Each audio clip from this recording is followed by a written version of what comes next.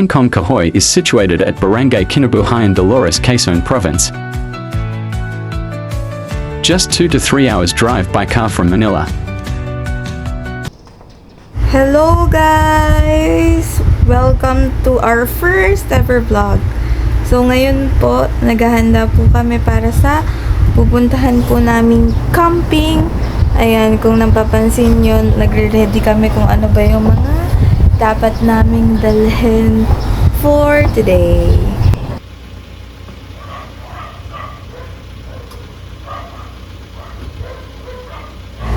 So ayun guys, bumili muna kami ng ice para sa aming cooler, para sa mga binili naming lulutuin para sa camping na dadalhin namin ngayon sa Bangkong Kahoy sa Dolores, Quezon Province.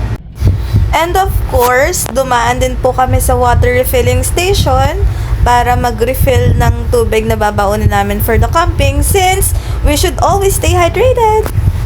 Ayan, nakikita nyo, nagsisimula na kami mag-travel sa place na pupuntahan namin.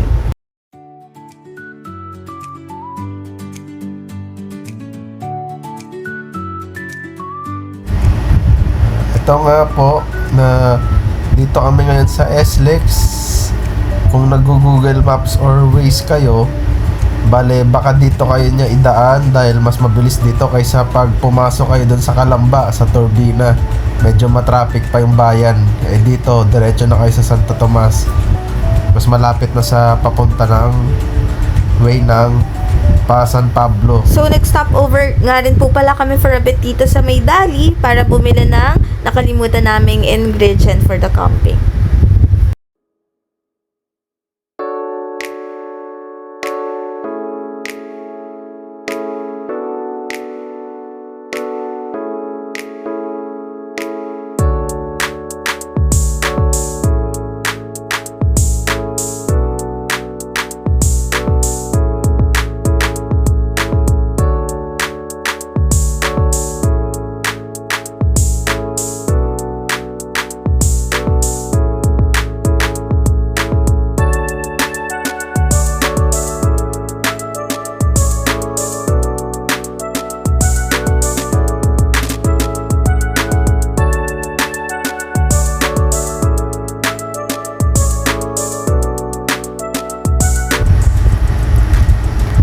Ito nga po pala yung kalsada papunta sa campsite.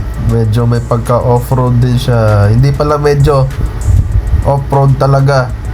Tapos halos isang sasakyan lang yung kasya.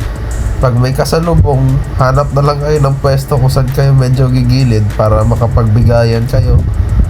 At ayun, pinakita ko lang, time-lapse ko na lang kasi sobrang medyo ilang minuto din.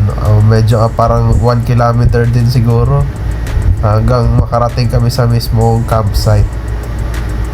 Yan, pinakita ko yung kalsada para may idea na rin yung mga magdadala ng sasakyan dito sa Bangkong Kahoy. So, here it is! Welcome to Bangkong Kahoy Campsite. So, kung gusto nyo po ng mga nature trip like this one, so solid na solid po itong puntahan. And as you can see, tinatayo na po namin yung mini tent namin since dalawa lang naman po kami na magka-camping. Ayan, so nagpe-prepare na lang din po kami. Sineset up po namin yung mga dala naming gamit so that makakapag-lunch na rin kami since almost lunchtime na rin po pala nung narating namin yung place namin. And then again, ulitin ko lang po, almost 3 hours or 2 to 3 hours po siya away from Manila. Ayan, so kung nakikita nyo naman, medyo marami po yung sineset up namin, kaya naka-time-lapse na lang.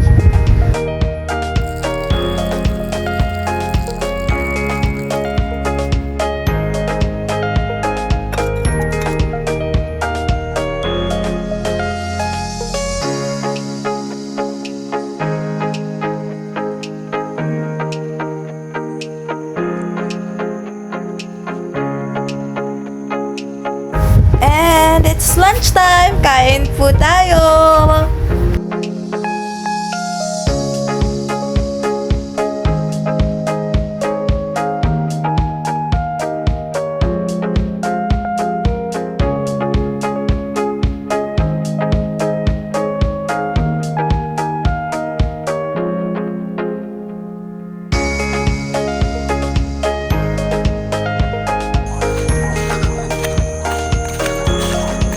Ito po yung CR nila.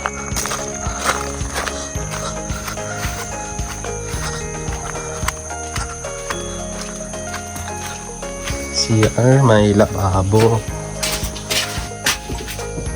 Walang tubig. Mahina.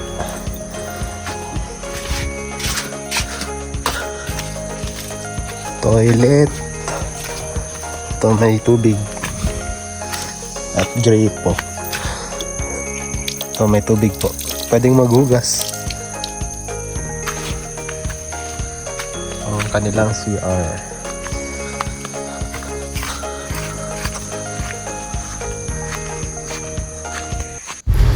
And since we already had our lunch, naisipan din po naming mamasyal at libutin yung place para makita po yung beauty ng nature. Ayan, as you can see, napakaganda po talaga ng lugar na to. And ito nga po pala yung isang valley na napapagiliran ng mga mountains. Ayan, nakita po namin, napakarami pong kabayo na nakita namin sa lugar na to. And may nakita rin kami dito na parang, ano bang tawag dito? Abandoned place po ba siya? Pero yan, napakaganda po niyan. Marami po ditong mga pananim. Ayan, mga halaman. Ayan po, kabayo na naman ulit. At meron pa po ditong court. Ayan, may court din po dito. And here po, ito po yung entrance doon sa campsite po. Ito po yung mga rules na dapat po natin sundin while we stay in the place. So, after the tour, we just sat down over there and savored the moment para makita lalo yung beauty ng nature. So, time-lapse po namin yan. Kung makikita nyo po, napakarami rin po talaga ng mga campers na pumunta dito sa place na to. At hindi po namin namalayan na gabi na po pala, so we need to prepare for our dinner. So sinet up lang po namin yung lutuan namin para makapagluto na kami ng hot pot since napakalamig din po pala sa lugar na to. So dun sa hot pot po namin, naglagay lang po kami ng fish cake, gochujang para magkalasa siya, and of course yung noodles po namin.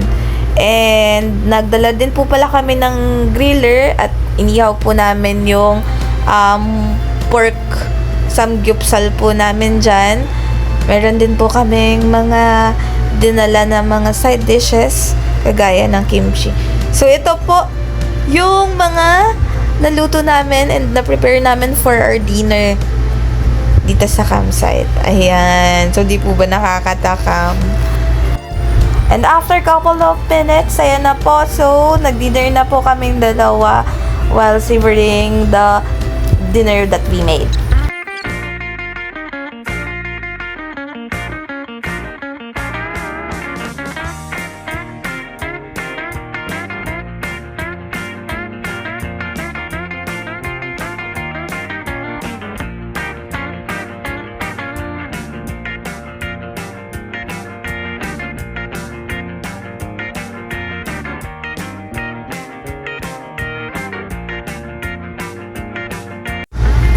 Ayan, pauwi na kami ngayon dahil simula nung madaling araw medyo maulan at medyo madulas na rin yung kalsada dito dahil nga off-road, maputik. Sabi ko lang kung magdadala kayo ng sasakyan, nakita ko naman na may mga nagka-camping na kaya yung mga naka-normal road tires. Sa bagay kasi ang gamit namin ngayon ay all-terrain, medyo may kapit to, pero ingat lang sa mga magka-camping na naka-road tire, lalo na kung ganitong umuulan kasi madulas yung putik. At may parting semento na sa tingin ko medyo madulas dahil pagpapunta dito paakyat at pagpauwi naman pababa, kaya ingat lang sa pagpunta dito. At yun, pauwi na kami. Thank you po sa panonood ng aming unang vlog. Thank you for watching, everyone, and see you po sa aming next vlog. Please don't forget to like, subscribe, and share.